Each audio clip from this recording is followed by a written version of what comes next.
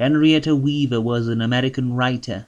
Born in 1870 in San Francisco, the daughter of businessman Philip Liscombe Weaver and Ellen Armstrong, she lived mostly abroad, spending the last 30 years of her life in Florence, Italy.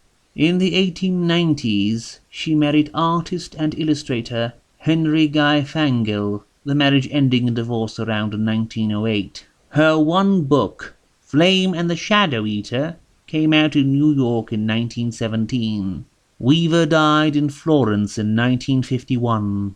The first story, The Seller of Dreams, has an attendant maiden of a goddess of a tranquil region of space going on a visit to Earth on her golden wings.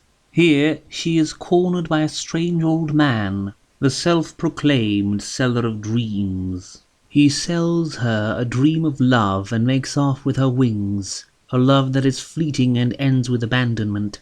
The Wonder Bubble of the World is a story of three brothers, who each in turn fashion a wooden image into the shape of a woman, and how the last brother is given the woman as companion, after the other two had abandoned her, and of him desiring to be rid of her and then wanting her back.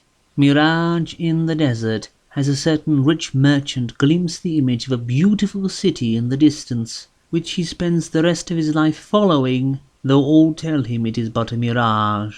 Dust in the Wind is the confession of a dying hermit to his son, about how he is not his son at all, and how the hermit had in fact taken the life of his elder brother by accident, and then vowed to raise him in his place. Caprice is the overly lengthy story of a bee trying to find out what a lotus wants, and it ends up being a kiss, though before that happens, pages upon pages of various suggestions are suggested and then shot down. The Marvelous Year is the story of a vain king proclaiming himself greater than the gods, and making bloody war upon all corners of the world, and of his punishment. The Understanding Dream is the story of another king, who sees that waging war, even upon those rebelling against one, is wrong, and who spends the rest of his life as a hermit. Unfortunately, the plot simply stops, and for page upon page, Weaver waxes poetical about the nature of God and of its omnipresence, in simile after simile after simile. Fetters is the story of the daughter of a mighty king refusing all her suitors and running away to live as the wife of a small chieftain, whose female relation kept planting stories of his heroic deeds in her mind, and of her lover's death at the hand of her father's army.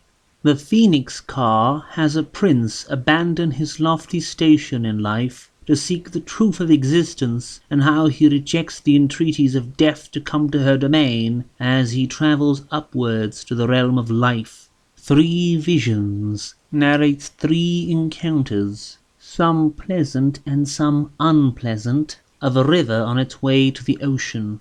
The Enwrapped is the tragic story of a forester who is made to forget his wife by the spell of an evil piper, and the tragic end she came to while loyally following the forester despite his abuse.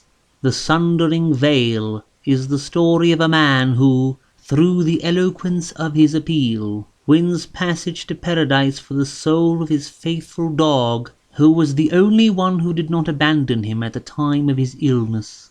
The Glittering Stone has a woman stay behind to treat her sick son and leave her caravan to travel on without her. A mysterious apparition shows up and commands her to bring to the child the one thing that may cure him, a mustard seed from a nearby town, but only from a household where no one had died all year. She returns empty-handed because there was no such household in the city, and the man admits he knew the task was impossible all the while, and the son had died meanwhile anyway. But he then shoves a magic stone into her hand to show her the whole world at once, and that makes her not grieve, I guess.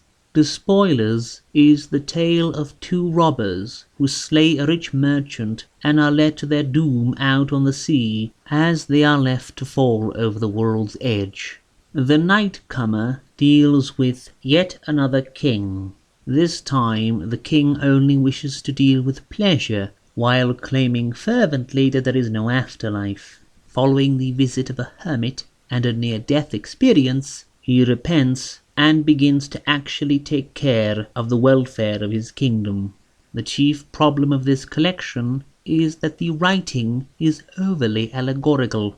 All the characters are very flat, and the interactions most people have are full of lengthy philosophical disputations, all full of overly lofty allegories and similes. The characters in this book are so ill-defined that not even a single one of them has a name. There are some imaginative scenarios, especially in the story of making a woman by carving a tree and then painting it, but in stories like The Understanding Dream, the endless theological discussions make the book slow down to an utter crawl.